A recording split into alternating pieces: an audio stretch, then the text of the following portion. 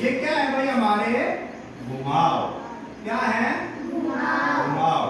कहाँ होते हैं घुमाव? पैटर्न में। किसमें होते हैं? पैटर्न में। तो जो घुमाव है वो दो तरफ से होते हैं भाई पैटर्न में। कितने तरफ से? दो तरफ से।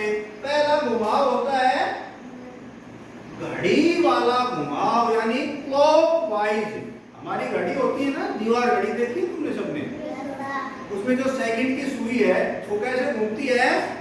यूं, इस तरह से। तो ऐसे घुमाव को क्या कहेंगे हम? ऐसे घुमाव को क्या कहेंगे? घड़ी का घुमाव। क्या कहेंगे? घड़ी का घुमाव। अंग्रेजी में कहेंगे क्लॉकवाइज घुमाव। अंग्रेजी में इस घुमाव को क्या कहेंगे?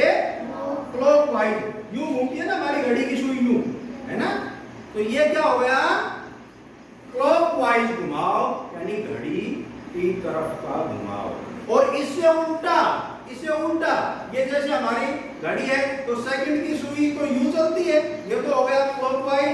और एंटी क्लॉकवाइज यानी घड़ी से विपरीत दिशा में, उल्टी दिशा में, ऐसे घुमाव को क्या कहेंगे हम? घड़ी से उल्टा घुमाव, यानी एंटी क्लॉकवाइज घुमाव। ठीक है? तो दो तरह के घुमाव पैटर्न में हमें मिलेंगे। और पैटर्न जो है हमारा भिन्न के आधार पर भी घुमाव होता है पैटर्न में।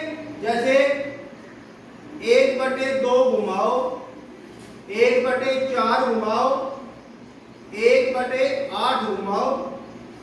दूसरा घुमाव होता है अंश के आधार पर। किसके आधार पर? अंश के आधार पर।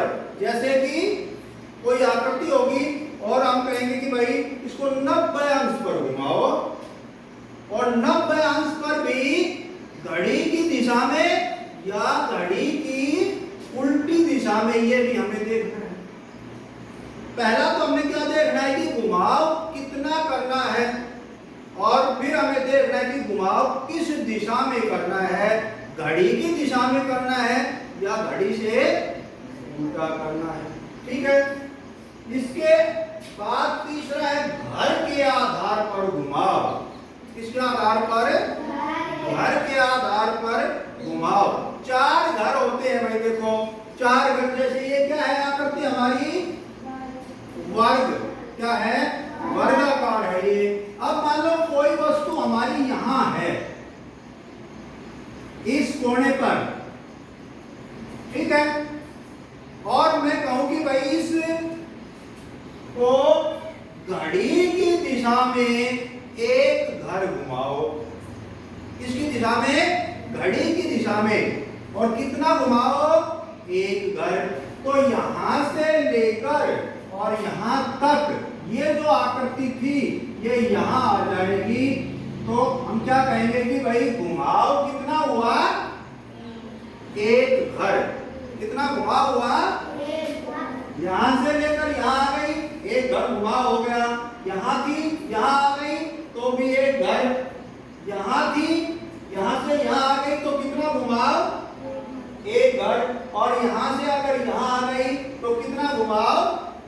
एक घर। ये होते हैं घर के आधार पर घुमाव। और अगर ये कहे कि भाई घर के आधार पर एक घर घुमाव करो और घड़ी की दिशा में करो या घड़ी की विपरीत दिशा में, तो हमें पता है कि घड़ी किस दिशा में चलती है।